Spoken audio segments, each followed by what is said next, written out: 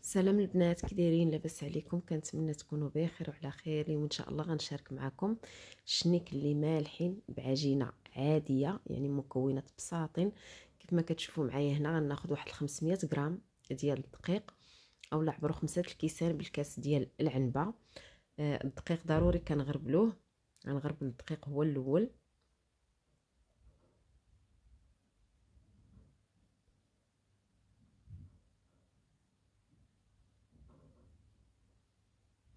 صافي هنا غنزيد واحد المعلقه كبيره ديال الخميره حبيبات ولا الخميره المعجونه، وواحد المعلقه ديال السكر سنيده.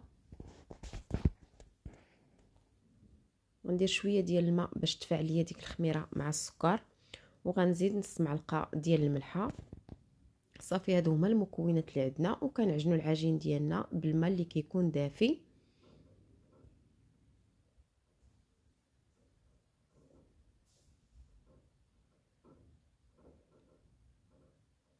العجين ضروري القوام ديالو ما تكونش قاصحه وما تكونش جاريه باش ما تمحلناش فاش نكونوا نطلقوا فيها.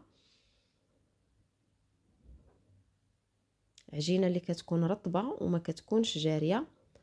صافي انا غادي نستمر، يعني ما كنحتاجوا لا ندلكوها لا حتى حاجه، غير هادشي اللي غندير ليها في هاد الزلافه، يعني ما كنحيدوها لا من الزلافه لا من والو. صافي كنبقى نضيف الماء شويه بشويه وانا كنعجن. وهنا غادي نزيد المكون اللي غنزيدو هو واحد المعلقه ديال الزبده. صافي اللي غنحاول انني ندخلها بهذه الطريقه هذه.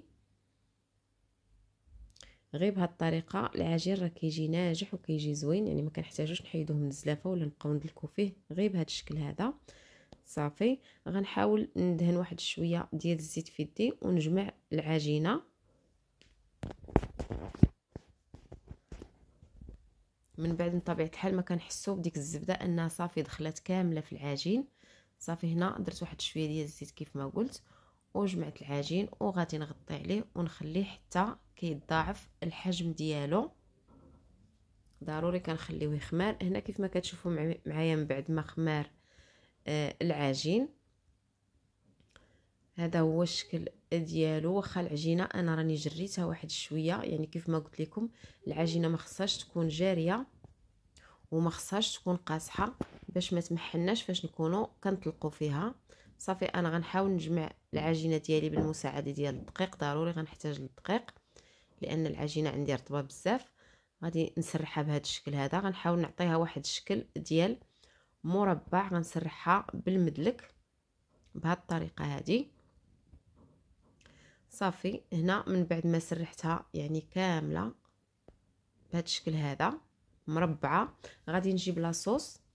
انا هذا عندي لاصوص منزلي مصاوبه في الدار، يعني تقدروا ديروا لاصوص ديال الباكيه، وغادي نسرحوا فوق من العجين بهذا الشكل هذا. وكنحاولوا اننا داك الجنب اللي من الفوق ما كنقيسوهش بلاصوص باش فاش نردوا عليه العجينه كتلصق لينا. صافي كنسرحوا بالمعلقه، نحاول نوزع، ما تكثروش لاصوص بزاف يعني شويه. كنحاول نسرحوا بالمعلقه بهذا الشكل هذا، كنوزعوا على العجين كامل.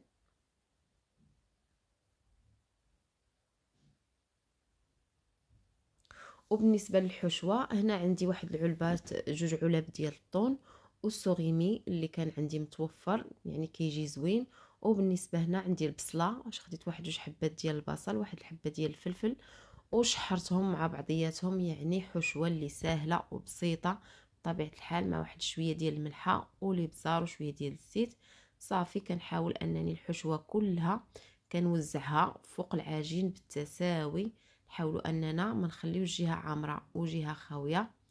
كنوزعوا الحشوه بهذا الشكل هذا كيف ما موضح في الفيديو، يعني كيكون متساوي. نحاولوا العجين كله كنعمروه. صافي هنا من بعد ما ساليت كلشي الحشوه حطيتها. جربوا البنات السوغيمي كيجي رائع في الحشوه. غادي نزيد الجبن ديال الموتزاريلا، حتى هو غادي نوزعه على الوجه كامل. وتقدروا ديروا حتى واحد الرشه ديال الزعتر الا كان متوفر عندكم. صافي غادي نرولي العجين ديالي بهذا الشكل هذا.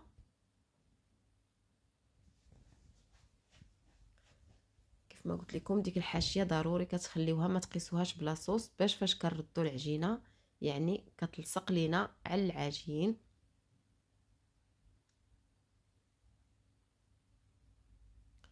صافي كنعاون بشويه بالدقيق. ودابا اما تجيبوا شي خيط ولا شي سكين اللي كيكون ماضي، وكنبداو نقطعوا فيه بهذا الشكل هذا. يعني العرض كنديروا القياس اللي بغينا.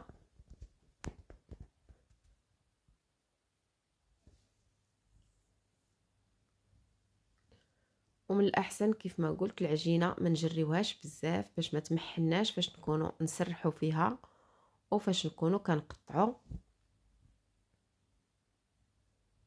انا ما عندي العجين يعني كان مرخي بزاف، جاني الموس احسن من الخيط. صافي هنا من بعد ما كملتهم كاملين وستفتهم في الطاوات، كنحاول اننا نجمعوا لهم دوك الجنيبات ديالهم بهذا الشكل هذا، وكنضغطوا عليهم واحد شويه ماشي بزاف. وفي هذا الوقت يعني الفران راه كيسخن، تنكونوا مسخنين الفران مزيان لاننا ما كنعاودوش نخمروهم. صافي غادي ندهن لهم الجنيبات ديالهم بالبيض ديال عفوا بالبيضه. انا عندي بيضه كامله طربتها وزدت عليها واحد المعلقه ديال الحليب. تقدروا تستعملوا غير الصفر بوحدو الا كان متوفر عندكم. كندهن ليها غير الجوانب بهذا الشكل هذا. وصافي مباشره من بعد ما غنكملهم كندخلهم الفران. كيف ما قلت لكم الفران اللي كيكون سخون مزيان، كنسخنوا الفران ديالنا مزيان. وفاش كندخلوا الطاوه كنقصوا العافيه وكنخليوهم كيطيبوا على خاطرهم، ما كنجهدوش العافيه، كنقصوها على عافيه اللي كتكون متوسطه حتى كنشوفهم انهم تحمروا من التحت. كنهبطوهم باش تكون عليهم العافيه من الفوق حتى كيبان لينا داك الوجه ديالهم تحمر. وعاد كنخرجوهم. يعني ضروري الطياب كنردوا معاهم البال وما كنجهدوش عليهم العافيه باش يطيبوا حتى من الداخل ما يبقاوش معجنين. والشنيك ديالنا هذا هو الشكل النهائي ديالو من بعد ما خرجتهم من الفران. شوفوا معايا كيفاش كيجيو. يعني تقدروا ديك الساعه ملي طيبوا تزينوهم من الفوق بشويه ديال الجبن وترشوا عليهم شويه ديال الزعتر، كيجيو رائعين. انا خليتهم هكا باش تشوفوا معايا داك السوغيمي كيفاش كيجيو موردين من الفوق.